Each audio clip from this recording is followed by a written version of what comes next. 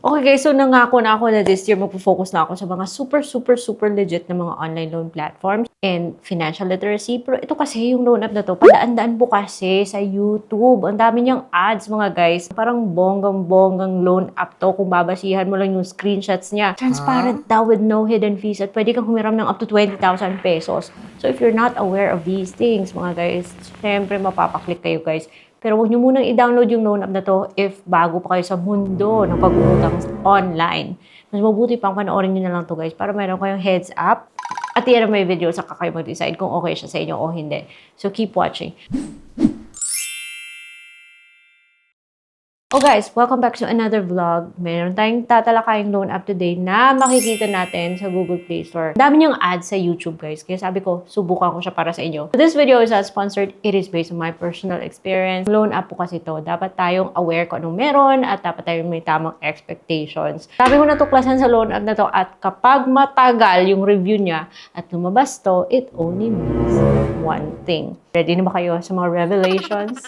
Okay guys, bago yan, I'm wearing a lip color from L'Oreal. Ito po siya guys, so ito yung lipstick ko ngayon. So red na red, but I'm actually comfortable wearing it because it feels like magaan lang. It feels like nothing on your lips. Charot! Hindi naman to makeup review. Anyways, nakita nyo na sa thumbnail pa lang kung anong loan app yung tatalakayan natin. So the question is, okay ba yung loan app ito? Legit ba siya? Naku guys, inilip ko po siya sa SEC na website, dun sa list of recorded online lending platforms.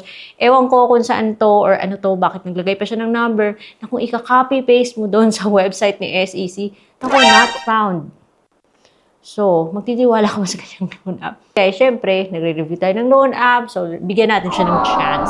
Ito sana sana totoo to na sabi niya transparent rates at no hidden fees. Balikan natin kung totoo yan. Syempre, ipapakita niyo kanyang policy, mga agreement, terms, yung mga terms niya na dapat ka mag-agree, tapos mga permissions na hingin niya sa'yo bago ka makapag-proceed. And then after nun, hingi po siya ng phone number. Pagbigay ko sa kanyang phone number, send po siya ng OTP na so far galing naman kay Kashaya. And then may pa-daily reward pa siya. Alam niyo ba yung kinli ko yung daily reward na yan? Sabi niya, deduct 1 day of late payment. Ano ba klaseng reward yun? Parang ini-expect niya na ma-delete ka dito. Tapos may mga locked rewards pa siya. Grabe. Lumabas to na 2,000 to 30,000. So at least, alam na natin dito pa lang na syempre kapag bago tayo sa isang loan, huwag naman tayo mag-expect na kaagad tayo dun sa 30,000 pesos na sabi niyang maximum. Usually, magsisimula po tayo sa mababang amount. Basta okay lang yung terms. So, sabi ko, pakakakaltas to, what not. So, kaya guys, pinagpatuloy ko yung application ko. Hihingi po siya ng mga personal information, marital status down to income. Hingi po siya ng address ng company. Kahit nasabihin mo unemployed ka, kailangan mo pa rin mag-provide ng company address dahil hindi ka makakapag-continue kung may mga na-leave kang blank unless sinabi niyong optional. So, hingi pa siya ng range ng salary mo at kung kailangan nagsisweldo ha. So, yung loan app na to, hihingi po ng emergency contacts. Long emergency contacts. Pero, kids, folk, may gumagamit pa ba nito? Minsan lang ako nakakakita ng ganito sa mga loan apps ha. Ingat po, piliin na mabuti kung sino yung lalagay mo doon. At magpipicture ka ng ID mo, hindi pwedeng upload from your photos, from your photo album. Kailangan pipicturean mo siya. And pwede kang pumili ng mga ganitong mga IDs. And for your reference, yung pinili ko po is driver's license. Tapos kailangan pag nagpipicture ka, dapat may liwanag ha. Kasi kung medyo madilim, may shadows yung face mo, mahihirapan siya sa pagtanggap.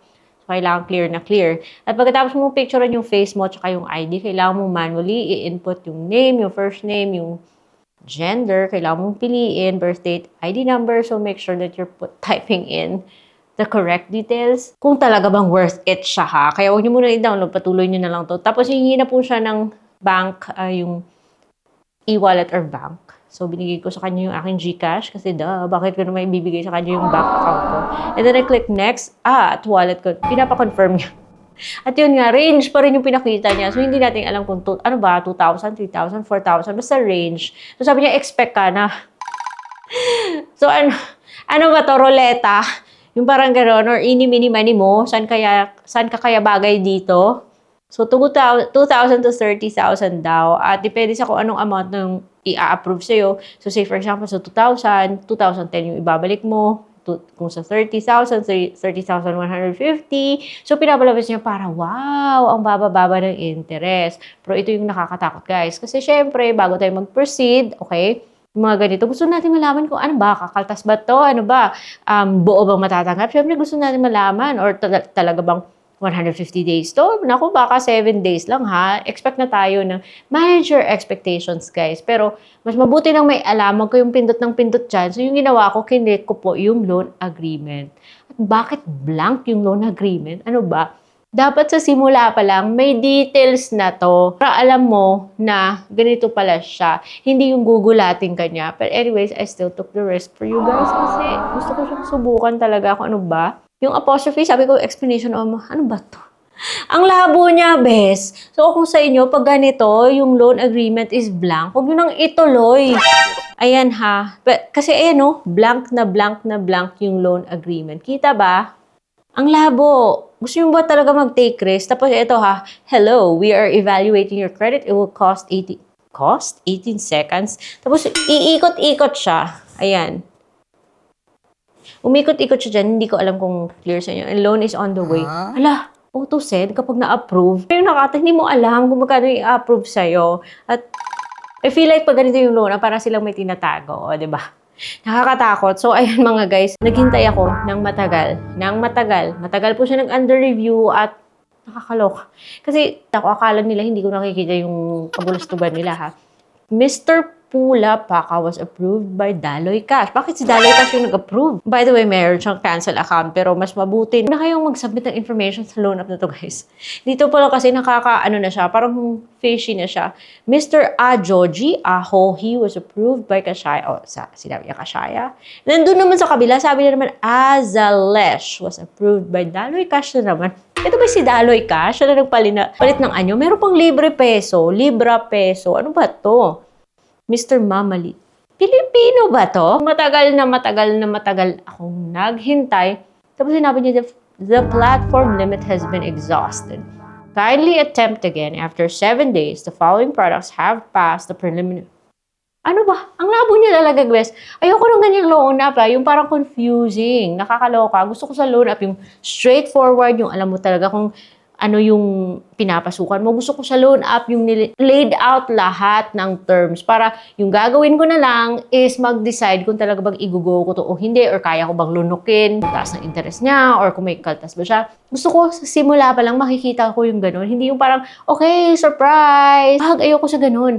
Dapat klaro-klaro at dapat may loan agreement na kaagad. Makakatulong sa'yo mag-decide kung talaga bang igugo mo o hindi. Dito parang feeling ko, pag ganito yung lumabas, yung matagal kang nire-review, matapos sasabihin yung platforms, bakit limited?